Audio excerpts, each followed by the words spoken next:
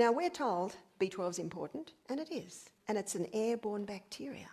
That's why if you pick your parsley and your herbs straight out of the garden, chop them up and eat them, you're getting B12. You eat an apple off the tree, you're getting B12. I would say in your rainwater tanks, which are underneath your house, yeah? I'd say there's B12. It's an airborne bacteria. Now, when B12, let me give you the illustration here.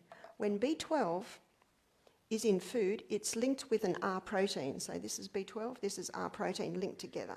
When it gets into your stomach, hydrochloric acid releases R protein and B12. In the stomach, the intrinsic factor, so this is intrinsic factor, it's released. So now B12 and intrinsic factor, they travel all the way down to the last part of the small intestine, and then B12 and intrinsic factor unite, and then they're absorbed into the body. And then they go into a system called the enterohepatic circulation, where it's constantly being recycled via the liver. Because of that, a person can have no B12 in their diet for 20 years before they show a deficiency. Most people with B12 deficiency, it's because they've got low hydrochloric acid or their stomach is compromised and they're not making enough intrinsic factor. Can you see that?